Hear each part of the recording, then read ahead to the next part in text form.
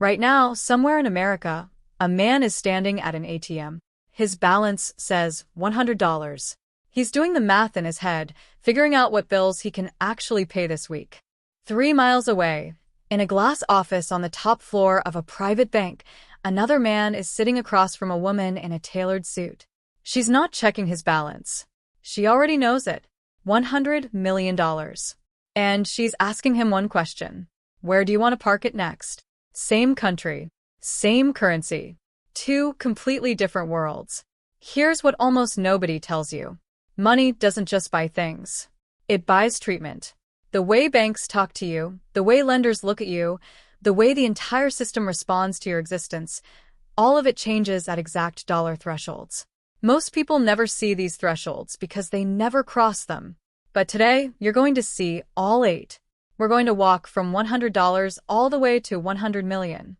And by the end, you'll understand exactly why the rich keep getting treated differently and, more importantly, what actually moves you from one level to the next. Let's start where most people are standing right now. Level 1. $100 to $1,000. This is survival money. At this level, the system is not designed to help you. It's designed to extract from you. Overdraft fees, minimum balance penalties, monthly maintenance charges that quietly eat $5, $10, $15 a month from an account that already has almost nothing in it. Banks make some of their highest profit margins off people at this level because desperation doesn't shop around. It just accepts. If you're here, the one move that changes everything is opening a fee-free online account. Not a big bank. A no-fee digital bank. That single decision can save you over $100 a year, money that stays in your pocket instead of leaving through 100 tiny cuts. Level 2. $1,000 to $10,000. Something shifts here. You're no longer just surviving. You're building a buffer. This is where an emergency fund starts to actually mean something. A car repair doesn't wipe you out. A medical bill doesn't send you into a spiral. Lenders start noticing you too. Better credit card offers start showing up.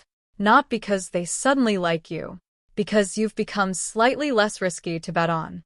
But here's the trap almost everyone falls into at this level. The moment they see $10,000, they feel rich. They loosen up. New phone, better car, a few nice dinners a week. And just like that, the buffer disappears and they're back at level 1, wondering what happened. Level 3. $10,000 to $50,000. Now you're not just saving. You're investing. This is the level where compound growth starts to whisper instead of stay silent. Loan terms improve. Interest rates drop slightly in your favor. You start qualifying for things that were closed doors before. Here's a truth most financial channels won't say out loud. Your credit score matters most right here, at level 3. Above this level, it starts mattering less than people think. Institutions stop asking, can this person pay me back? They start asking, what does this person actually own? Level 4. $50,000 to $250,000. This is where the phone calls start coming from the bank, instead of you calling them. This is relationship banking. A private banker gets assigned to your name. You get invited to open a brokerage account with better fee structures. For many people, this is also the level where a first home becomes possible, not because the house got cheaper, but because you finally have leverage in the negotiation. And this is where I need you to pay close attention, because there is a decision hiding inside this level that determines whether you ever reach level 5, or whether you stay circling here for the next 20 years. Most people get it completely backwards. And in the next part, I'm going to show you exactly what that decision is, along with the exact moment banks stop seeing you as a customer and start seeing you as a client they compete for. Because what happens between level 5 and level 8 isn't just about more money. It's about a completely different set of rules. Rules most people will never be shown in their entire lives. Stay with me. Let's pick up exactly where we left off, at the edge of level 4, right before everything changes. Level 5. $250,000 to $1 million. This is the line most Americans will never cross in their lifetime. Cross it, and private banking stops being a marketing term and becomes real. Tax planning stops being something you do once a year in a panic every April and becomes an ongoing strategy. Business credit lines open up that simply don't exist for people below this threshold. You're no longer applying for financial products. You're being offered them. Level 6. $1 million to $10 million. Here's where the contrarian truth kicks in.